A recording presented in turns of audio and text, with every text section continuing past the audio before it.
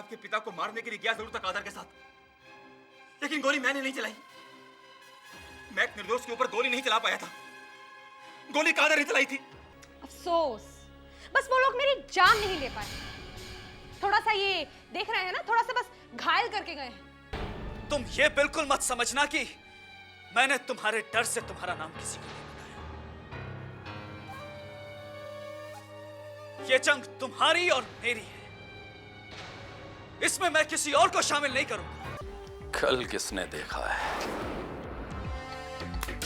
Rocky, केवल अनुज को मारने के लिए बॉम्ब की क्या जरूरत है? ये बॉम्ब अनुज को उड़ाने के लिए नहीं है। क्या मतलब? भाई चाहते हैं कि दिवाली से पहले इस शहर में धमाके हो जाए और दिवाली हो जाए।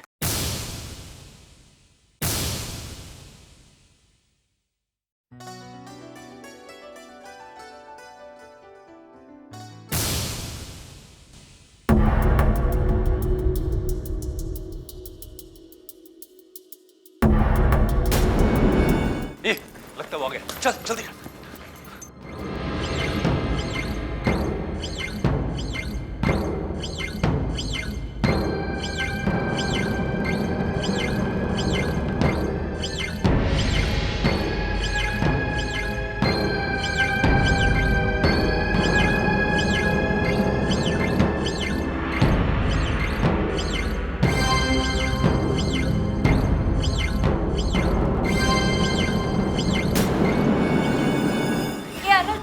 सब लोगों को ना एक जोक सुनाती हूँ। एक बार है ना राखी अपनी सेक्रेटरी के साथ एयरपोर्ट जा रही थी, तो फिर है ना उसको एक आदमी अचानक से उसके सामने आया, तो उसने उसको बहन जी बोल दिया। तो फिर उसने उसको 1 लाख रुपए निकाल के दे दिया। तो उसके सेक्रेटरी ने उससे पूछा, मैडम आपने उसको 1 लाख रुपए क्यों दिए? बोला, लाइफ में पहली बार तो किसी ने मेरे को बहन जी बोला।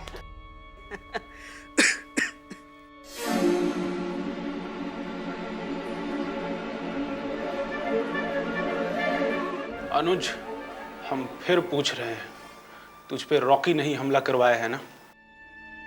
नहीं, देखो बिना जाने किसी पर इस तरह इल्जाम नहीं लगाना चाहिए। सच तो तुम हमें बताओगे नहीं, लेकिन ये बताओ कि तुम्हारे बिना हम इलेक्शन लड़ेंगे कैसे? और फिर हमारा इलेक्शन कैंपेन का क्या होगा? सब कुछ वैसा ही होगा जैसा होना चाहिए था। सिर्फ मैं साथ में नहीं रहूंगा, इससे क्या फर्क पड़ेगा? अरे इलेक्शन में खड़े होने वाला हमारा लीडर सूरज है तुम लोगों के साथ, और मुझे पूरा यकीन है कि मेरे बिना भी तुम लोग ये इलेक्शन जरूर जीतोगे और रॉकी को करारा जवाब भी दोगे। लेकिन मैं तो तेरे ही कहने पे इलेक्शन में खड़ा हुआ हूँ, तुझे ही तो सारा कुछ संभालना है। तू हमारे कॉलेज की हॉकी टीम का कैप्टन नहीं है, बल्कि हम सबका कैप्टन है। तू नहीं रहेगा तो हम जीतेंगे कैसे? तू साथ है तो ठीक है, वरना मैं इलेक्शन नहीं लड़ूंगा। अरे इसे कोई समझाओ, इस तरह आगे बढ़कर हम रुक नहीं सकते। हाँ अनुज, तुम्हारे बिना हमें बिल्कुल समझ में नहीं आ रहा कि हम लोग क्या करें। Hello boys. Hello sir. कैसे हैं आप लोग? पढ़ाई ठीक चल रही है? गुड। इसी तरह से मन लगाकर पढ़ते रहो ताकि आगे बढ़कर देश की प्रगति में बढ़ चढ़कर अपना योगदान दे सको और देश का नाम रोशन कर सको। गुड। अच्छा अनुज, अब हम चलते हैं। You take care of yourself. Okay, bye. Bye. Come guys. Bye Anuj. Bye sir. Bye sir. Bye.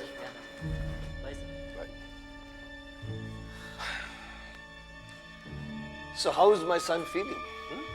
I'm okay, Dad. Colonel Chauhan जिसने बड़े बड़े घाव सहे, अगर उसका बेटा इन जख्मों को सिर्फ खरोच समझता है तो इसमें आश्चर्य की बात नहीं है। Am I right, sir? Absolutely right, Papa. Good. That's like my son. मुझे तुमसे इसी जवाब की उम्मीद थी।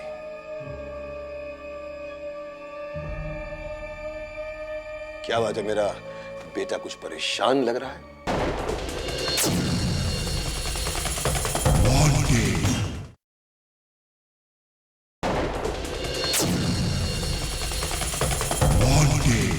क्या बात है, मेरा बेटा कुछ परेशान लग रहा है?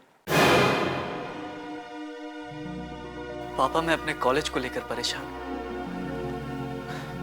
मेरे कहने पर मेरे सारे दोस्त इलेक्शन में तो कूद गए। लेकिन अब जब मैं उनके साथ नहीं हूं तो फिर वो सब मायूस महसूस कर रहे हैं। वो सब मुझे अपना कैप्टन मानते हैं पापा। मुझसे उन्हें बहुत सी आशाएं हैं। एक कैप्टन का मतलब क्या होता है पापा? कैप्टन मीन किसी झुंड का मुखिया कह लो। मुखिया? तो एक मुखिया का अपने झुंड के प्रति क्या धर्म होता है पापा? एक मुखिया का सबसे पहला धर्म होता है अपने लोगों की रक्षा करना, उनकी हिफाजत करना, उनके विश्वास को कभी टूटने नहीं देना, अपने झुंड के लोगों को लेकर अपने लक्ष्य की तरफ बढ़ना। और जब कोई मुखिया अपने झुंड के लोगों को लेकर अपने लक्ष्य की तरफ बढ़ता है तो उसकी जिम्मेदारी बहुत बढ़ जाती है। उसके जिम्मेदारी सबसे बड़ी होती है उस वक्त अपने लोगों की हिफाजत करना। और जो मुखिया अपने लोगों की हिफाजत नहीं कर सकता वो मुखिया कहलाने के लायक नहीं होता। जो मुखिया अपने लोगों को बीच मझधार में छोड़कर भाग जाता है वो इंसान कहलाने के लायक नहीं होता।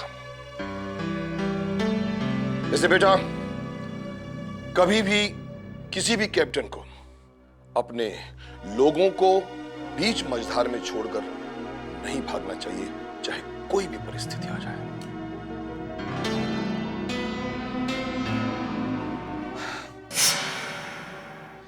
ये क्या अस्पताल में कचरा रखते हैं ये लोग?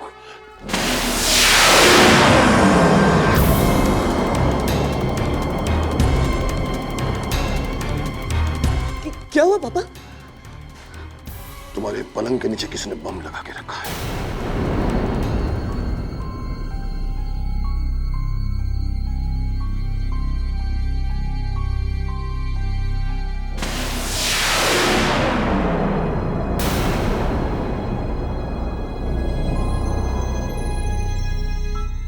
ये बम इतना शक्तिशाली है कि पूरे अस्पताल को उड़ा सकता है।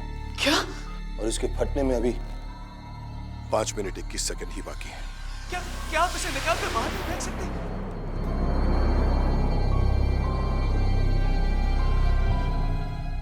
नहीं, ये एक खास किस्म का बम है और जिस तरह से इसे चिपका के रखा गया है, अगर हमने खींच कर निकालने की कोशिश की तो ये बम कभी भी फट सकता है। बम हॉस्पिटल में बम! भागो भागो हॉस्पिटल में बम! भागो भागो हॉस्पिटल में! अब ये जाकर भगदड़ मचा देगा। पर ये तो ठीक है ना पापा, बम ब्लास्ट में मरने से लोग तो बच जाएंगे। अरे बेटे, बम फटने में 5 मिनट से भी कम समय बाकी है। इतने कम समय में ये पूरा अस्पताल खाली नहीं हो सकता। अरे मरीज हैं, आईसीयू में बैठे हुए हैं, कई लोग बीमार पड़े हुए हैं। ये उठकर अगर भागना शुरू करेंगे तो ब्लास्ट से ज्यादा तो लोग भगदड़ में मर जाएंगे।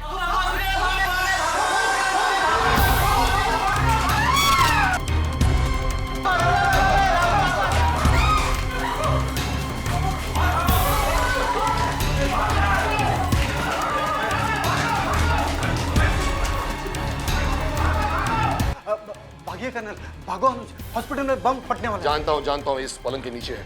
मैं इस बम को डिफ्यूज करने की कोशिश करूंगा। और एक काम करो, तुम जाके सिक्योरिटी वालों से कहो कि इस भगदड़ को संभाले और लोगों को सुरक्षित यहाँ से बाहर निकाले। और पुलिस को भी इन्फॉर्म कर देना। Yes sir. और सुनो, हाँ सर। एक कटर मुझे भेजना। कटर? बम डिफ्यूज करना है, वायर कटर। ओके, अभी भेजता हूँ सर। मैं कोशिश करता हूँ।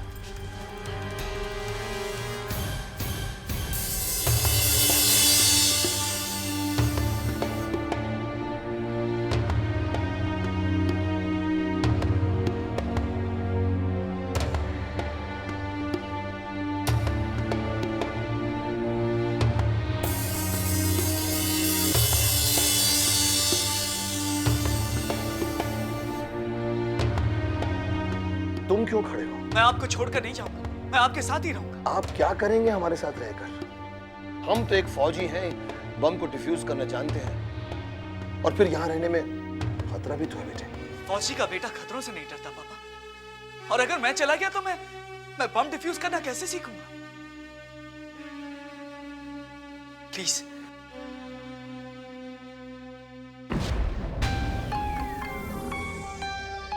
Sir cutter. Thank you doctor.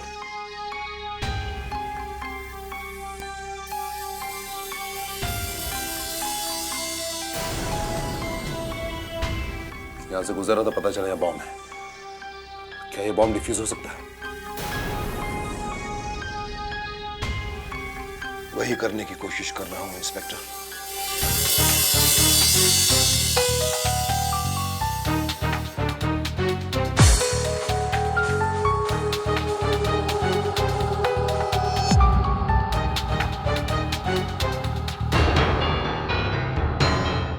पापा, पापा जल्दी कीजिए। घबरा मत बेटा, मैं सर्किट को स्टडी करने की कोशिश कर रहा हूं। यदि गलती से अलग तार कट गया तो समय से पहले ही एक्सप्लोजन हो सकता है।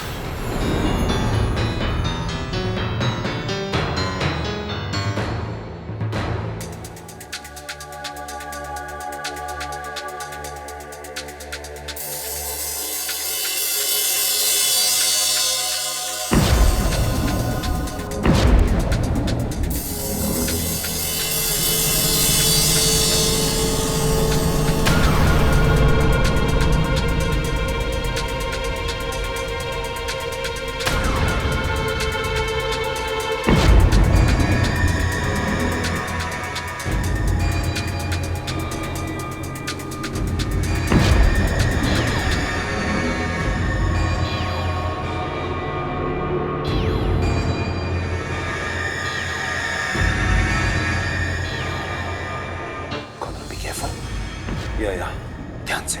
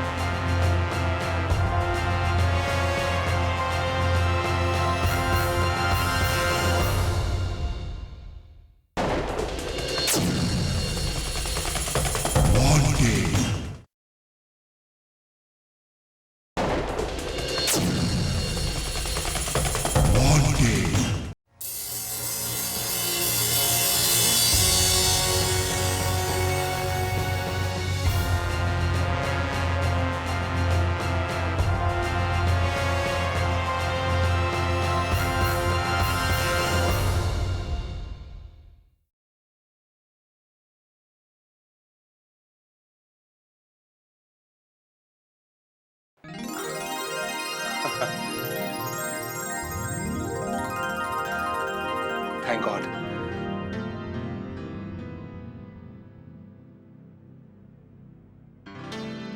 Thank you very much colonel. आपने सिर्फ हॉस्पिटल में मौजूद लोगों की जान नहीं बचाई बल्कि देश के लिए भी बहुत बड़ा काम किया है। लेकिन सोचने वाली बात यह है कर्नल कि ये बॉम्ब यहाँ लगाया किसने? ये बात आप मुझसे पूछ रहे हैं इंस्पेक्टर? ये बात आपको जाकर मैनेजमेंट से पूछनी चाहिए। लोग यहाँ पर आते हैं अपना इलाज कराने के लिए, मरीजों को ठीक कराने के लिए आते हैं, और यहाँ के लोग इतने लापरवाह हैं कि एक आदमी आता है और इस बिस्तर के नीचे एक बम लगाकर चला जाता है, किसी को कानो कान खबर नहीं होती है। शर्म की बात है ये। बिल्कुल सही कहा। यहाँ के मैनेजमेंट से बात करूंगा, यहाँ की सिक्योरिटी भी बढ़ा दूंगा। एक बात समझ में नहीं आ रही कर्नल कि ये बॉम्ब इस हॉस्पिटल को उड़ाने के लिए लगाया गया है या फिर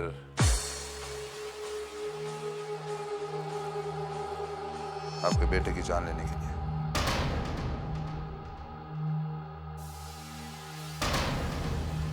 देखिए, पहले भी अनुज के ऊपर जानलेवा हमला हो चुका है और आज भी बॉम्ब इसी के बेड के नीचे है। मुझे तो ऐसा लगता है कर्नल कि ये आपके बेटे को मारने की साजिश है। I am damn sure about it. हो सकता है, लेकिन एक बात हमारी भी समझ में नहीं आई इंस्पेक्टर, ये बॉम्ब एक आदमी को मारने के लिए कोई क्यों इस्तेमाल करेगा? ये बॉम्ब इतना शक्तिशाली है, इसे सिर्फ आतंकवादी इस्तेमाल करते हैं जान माल को भारी नुकसान पहुंचाने के लिए। You're right। देखिए, हो सकता है कि अनुज के ऊपर जिन लोगों ने हमला किया उनके संबंध आतंकवादियों के साथ हो, और वो लोग एक तीर से दो निशाना लगाना चाहते हैं। पहला निशाना है अनुज और दूसरा आतंक को फैलाना। और वैसे भी मुन्ना सिंह का लेटर हमें अनुज के जेब में से मिल गया। वैसे ये बात अनुज को याद नहीं है, लेकिन आई एम डैम श्योर कि जो हमला अनुज के ऊपर हुआ है मुन्ना सिंह ने करवाया। वही मुन्ना सिंह जिसने आज एडिटर शुक्ला के घर में घुसकर उनकी बेटी पर हमला किया। हो सकता है। मैं तो अपना अंदेशा जाहिर कर रहा था, वैसे भी सच्चाई का पता तो पुलिस लगा ही देगी।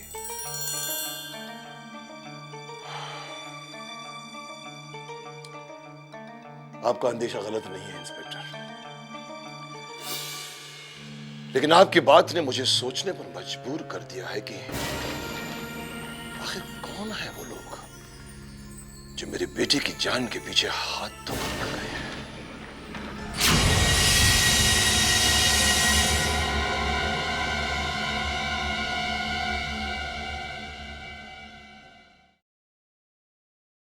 अनुज हॉस्पिटल गया था अपनी हड्डियां जुड़वाने। उसे क्या मालूम था कि उसी हॉस्पिटल में उसकी हड्डियों के परखच्चे उड़ जाएंगे। और उसके साथ साथ 150 ऊपर वाले को भी प्यारे हो गए होंगे। अनुज से तो हमारी दुश्मनी थी यार, लेकिन उन लोगों ने हमारा क्या बिगाड़ा था? बेगुनाहों की जान लेना ठीक बात नहीं है यार। ठीक क्या और गलत क्या है ये सोचना हमारा काम नहीं है। भाई लोग हमारे काम आते हैं ना, तो कभी ना कभी तो हमें भी उनके काम आना ही पड़ेगा ना। रॉकी, आओ मामू। मामू बैठिए। क्या बात है, इतने नाराज क्यों लग रहे हो?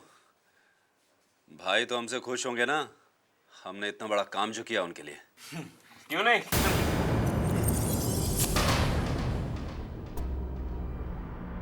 क्यों तान रहे मंसूर भाई? अच्छा, भाई ने गिफ्ट भेजा है, ला लो। गिफ्ट में भाई तुम लोगों को नहीं, गोलियां देने की सोच रहे हैं। क्या कर रहे हैं मंसूर भाई?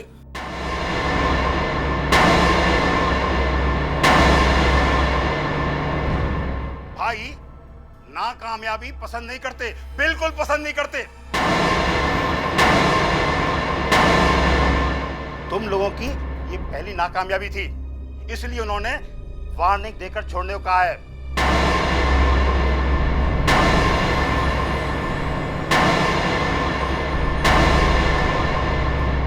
अगली नाकामयाबी तुम लोगों की दर्दनाक मौत होगी।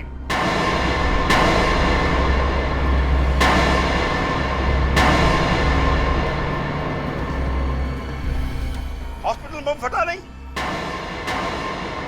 उसको कर्नल ने डिफ्यूज कर दिया है। हाँ,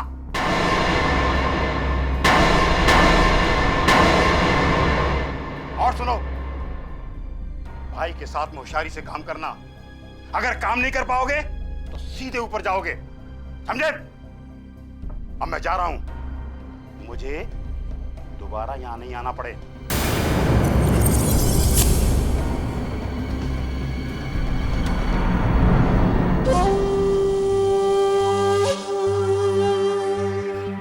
हम तो फंस गए यार। अब तो हर पल जान हथेली पर रखकर जीना पड़ेगा। अब इस रास्ते से लौटकर भी नहीं जा सकते। ए फट्टो, इतना बुज़दिल था तो इस लाइन में आया क्यों? क्यों आया हमारे साथ? हाँ, भाई तो तेरे को बाद में मारेगा, मैं तेरे को पहले मार डालूंगा, समझा तू?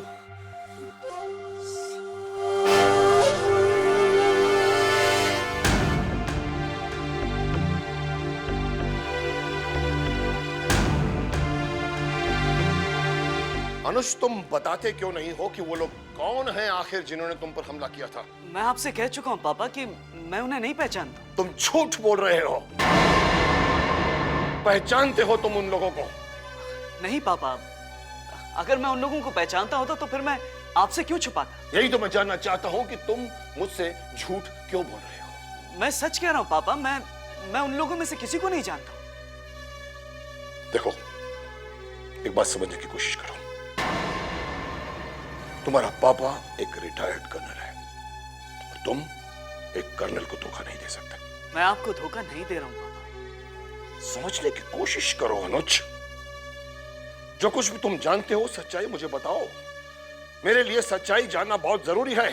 मामला गंभीर है, इसलिए जो कुछ भी तुम जानते हो वो मुझे बता दो। मैं सच कह रहा हूं पापा। माना कि तुम सच कह रहे हो, पर तुम मुझे ये बताओ कि तुम हो कौन? मैं कुछ समझा नहीं। मैं तुमसे पूछ रहा हूं कि तुम हो कौन? अनुज, आपका बेटा। वो तो मैं भी जानता हूं। मैं जानना चाहता हूं कि तुम हो कौन? एक कॉलेज स्टूडेंट। College student? यही तो मैं कहना चाहता हूं कि तुम कॉलेज स्टूडेंट हो। अब एक कॉलेज स्टूडेंट पर पहले जानलेवा हमला होता है, फिर उसे मारने के लिए टाइम बम लगा दिया जाता है। टाइम बम,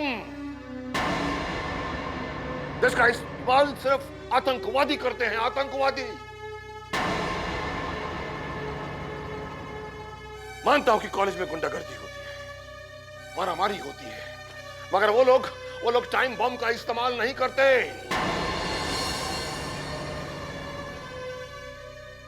जिन लोगों ने तुम पर हमला किया है वो लोग मामूली कॉलेज स्टूडेंट्स नहीं हो सकते।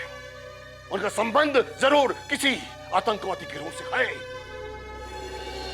तुम बेटे तुम समझ रहे हो कि मैं क्या कहना चाहता हूं? इन लोगों का कानून की गिरफ्त में आना बहुत जरूरी है, वरना ये देश को, समाज को बहुत नुकसान पहुंचा सकते हैं। इसलिए मुझे बताओ, ये लोग कौन है? मैं सच कह रहा हूं पापा। मैं उन लोगों में से किसी को नहीं जानता।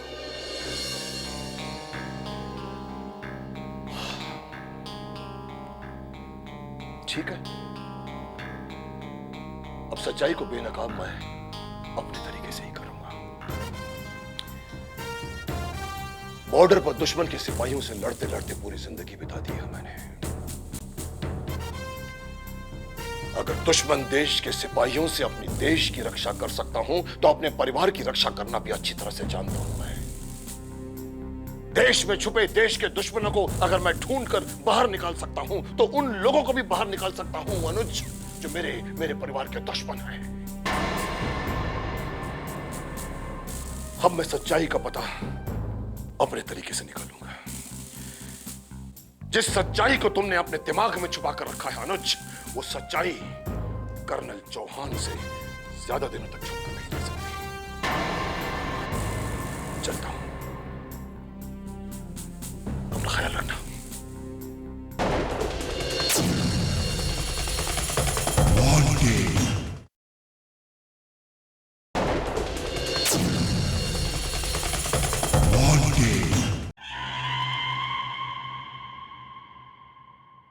चलो इधर आओ।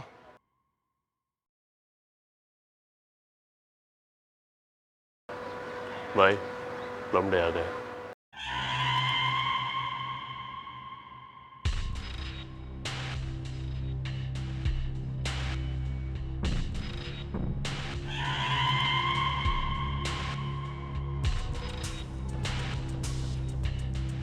दिवाकर, पान खिला बेटा।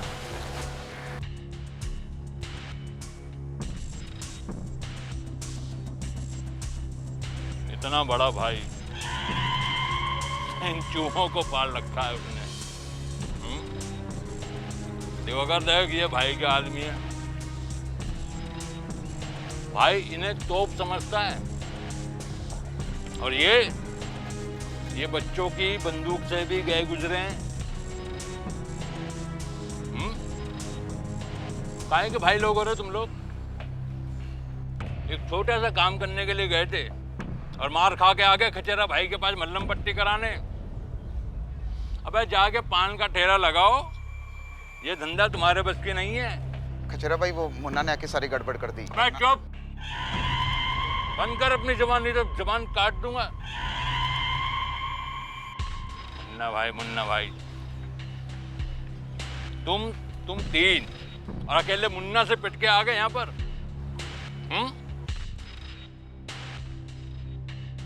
क्यों बे पहलवान? अबे पहलवान खाने से शरीर मजबूत होता है, जिगर नहीं। अबे धंधे में टिकना है ना तो जिगरा बना क्या है, समझा? नहीं तो काट डालेगा। जी खचेड़ा भाई।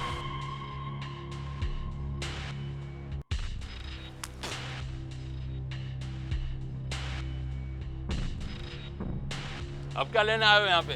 पना चाहिए खचेरा भाई, पुलिस हमारे पीछे लगी है। खचेरा ने क्या तुम लोगों का कर्जा खा रखा है?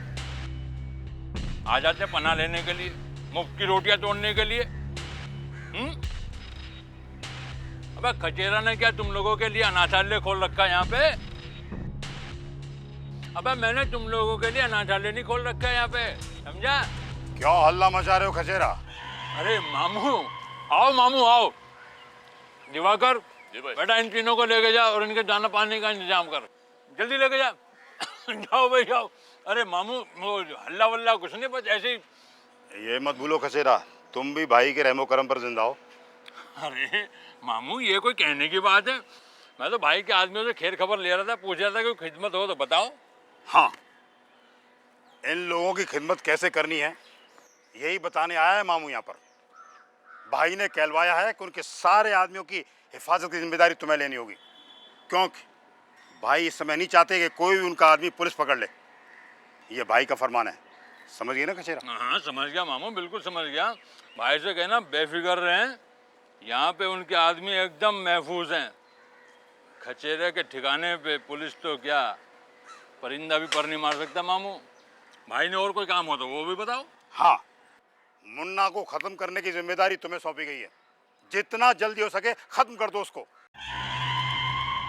और दूसरा सबसे बड़ा काम यह है कि वो स्वर्गीय एडिटर शुक्ला, उसके घर से, ऑफिस से, चाहे कहीं से भी सारे सबूत हासिल करो, क्योंकि भाई के आदमी पर पुलिस की कड़ी नजर है। ये सिर्फ तुम कर सकते हो। समझो काम हो गया मामू। खचेरा अपने काम में कभी नाकाम नहीं होता। खचेरा मुन्ना को भी मारेगा और सबूत भी हासिल करेगा। कह देना भाई से। अच्छा मामू, खुदा हाफिज। खुदा हाफिज।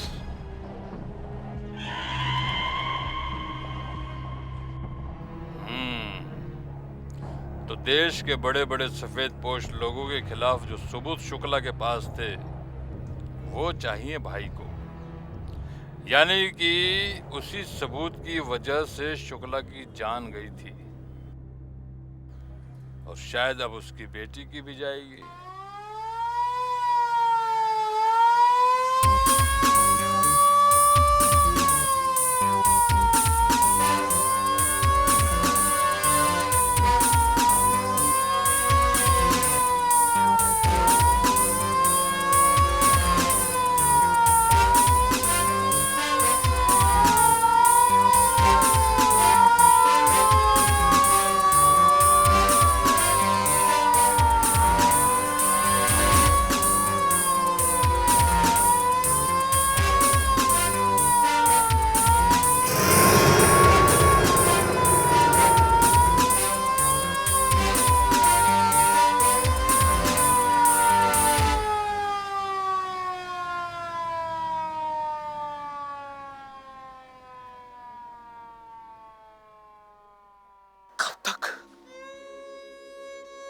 कब तक भागूंगा ऐसे? कब तक पुलिस की गोली से बच पाऊंगा मैं? अब तो मेरे अपने लोग भी मेरे खून के प्यासे हो गए। बेचारी कामिनी, मेरे हिस्से की गोली भी उसको अपने ऊपर झेलनी पड़ गई।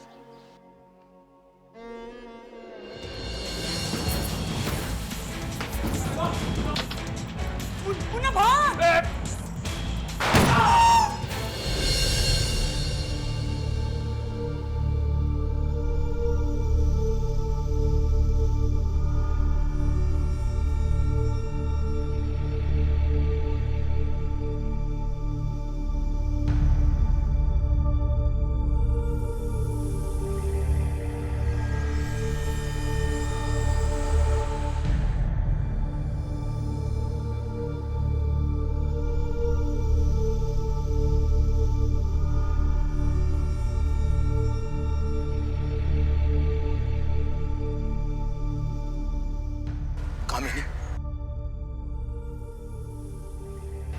तुमने तो अपनी जान की परवाह भी नहीं की मेरी जान बचाने के लिए।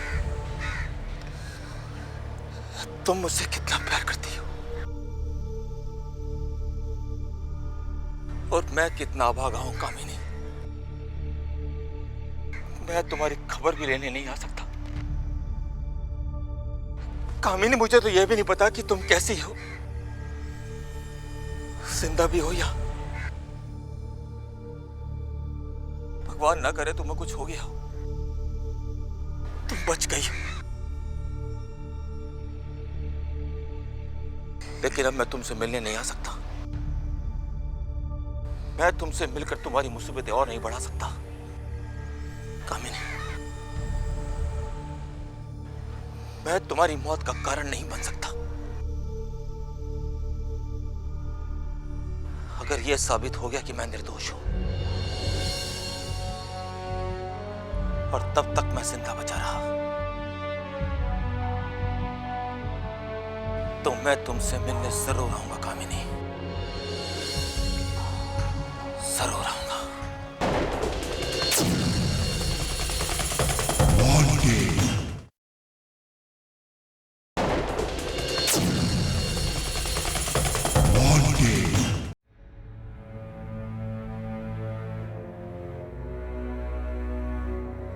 तेरी आत्मा में, तेरी सोच में जो जंग लगेला है, उसकी सफाई कब करेगा तू?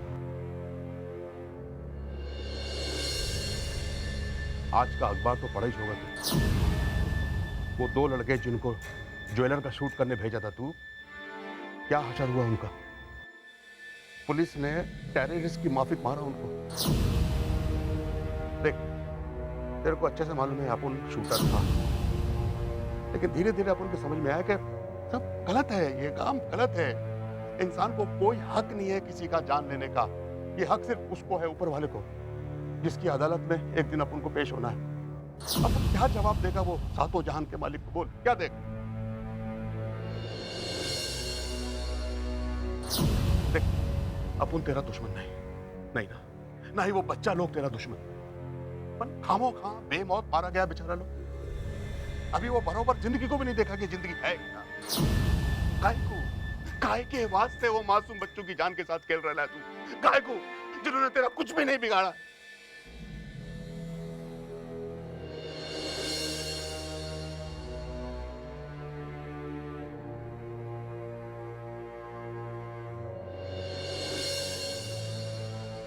तू उनकी जरूरत को पूरी नहीं करता, बल्कि उनकी वक्ती दिमागी फितूर को पूरा करता है और बदले में उनको देता है नाकाम भविष्य और अंधकारमय जीवन।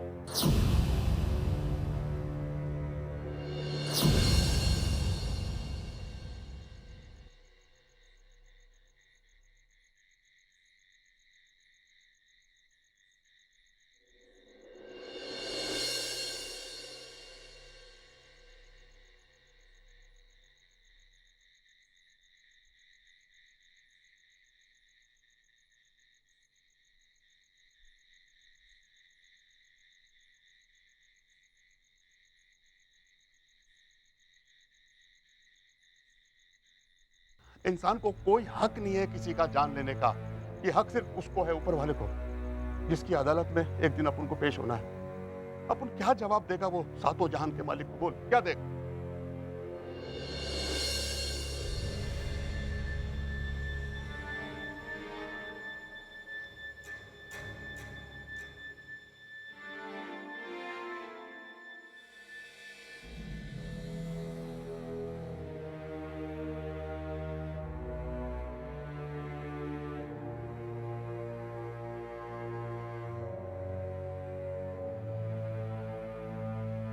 क्या बात है भाई, बत्ती जला दी? कुछ अर्जेंट काम है? नहीं दिवाकर, वो कादर भाई की बात याद आ गई। कादर बकवास करता है, बोलता है कि धंधा छोड़ देना चाहिए। ये धंधा छोड़ के अब उन लोगों के लिए सिर्फ एक रास्ता बचता है, ऊपर का रास्ता। मैं मानता है कि अपुन इस धंधे में कभी भी पुलिस की गोली का शिकार हो सकता है, कभी भी पुलिस की गोली हमें मार सकती है, लेकिन दिवाकर, मैं तेरे को बोलता है कि अभी ये धंधा छोड़ेगा तो मैं अभी के अभी मरेगा। पुलिस की गोली से नहीं, अपने आदमी की गोली से। मैं जानता है वो मेरे को बोलता है धंधा छोड़ दे, मेरे को सिखाता है। कादर भाई, अपुन ने तेरे को इस घर में पनाह दिया, अपुन ने तेरे को सिखाया, तू आज मेरे को सिखाता है? कितने आदमी का उस लोग ने खात्मा किया, कितने आदमी को उसने टपकाया, और आज धर्म और ईमान की बात करता है, धर्मात्मा बनता है। दिवाकर, ये तो वही मिसाल हुई कि 900 चूहे खा के बिल्ली हज को चली।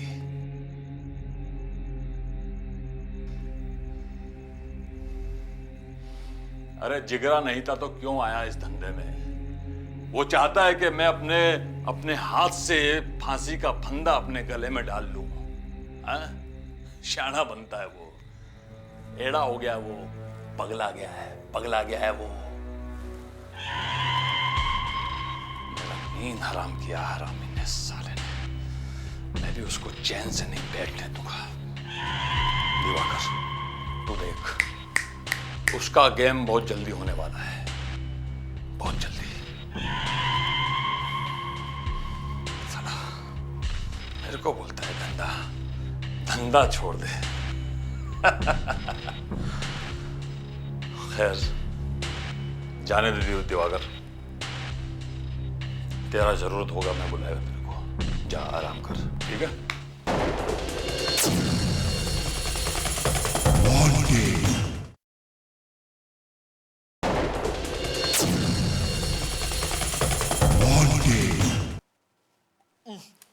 बस अब मैं और नहीं पी सकता। पियोगे नहीं तो ठीक कैसे होगे? फिनिश करो। पता है भैया, आप ठीक हो जाओगे ना, मैं, आप और पापा कहीं घूमने जाएंगे और खूब मजे करेंगे। तू चिंता मत कर, ठीक तो मैं बहुत जल्दी हो जाऊंगा, क्योंकि कॉलेज में इलेक्शंस होने वाले हैं और मेरा इलेक्शन में होना बहुत जरूरी है। ये इलेक्शन हमें किसी भी कीमत पर जीतना है भूमि। मुझे तो पूरा यकीन है भैया कि आप ही जीतेंगे। भैया, आप डैड को सच्चाई क्यों नहीं बता देते? भूमि, अब पापा शांत हो गए तो तू शुरू हो गई। हाँ, अरे मैं कितनी बार तुम लोगों को एक्सप्लेन कर चुका हूँ कि मैं उन लोगों को नहीं पहचानता हूँ। पता है भैया, अगर आप पापा से छुपाएंगे भी ना, तो भी एक ना एक दिन पापा को तो सच्चाई पता चल ही जाएगी। इससे अच्छा तो आप खुद ही पापा को सब कुछ बता दें। भैया, आपको टाइम बॉम्ब से मारने की कोशिश की गई है, और अगर आप पापा को अपने ऊपर हमला करने वालों के बारे में बताएंगे तो पापा उन्हें ढूंढकर कानून के हवाले कर देंगे।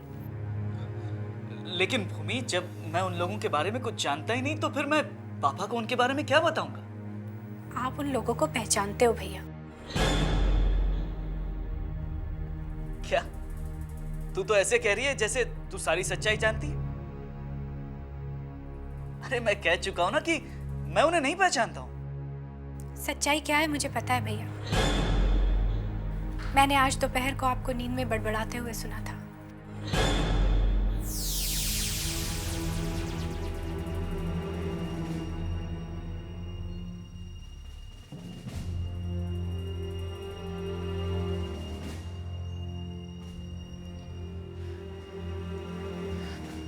रॉकी, मैं तुम्हें नहीं छोड़ूंगा। मैं जानता हूं कि मुझ पर हमला तुम ही ने करवाया था, हॉस्पिटल में बम भी तुम ही ने रखवाया था। मैं तुमसे हर चीज का बदला लूंगा रॉकी। भैया, रॉकी, तुम चाहे कुछ भी कर लो, लेकिन ये इलेक्शन तुम नहीं जीतोगे। मैं हरवाऊंगा तुम्हें ये इलेक्शन। ये इलेक्शन हम ही जीतेंगे। हम जीतेंगे ये इलेक्शन। हम ही जीतेंगे इलेक्शन। हम जीतेंगे।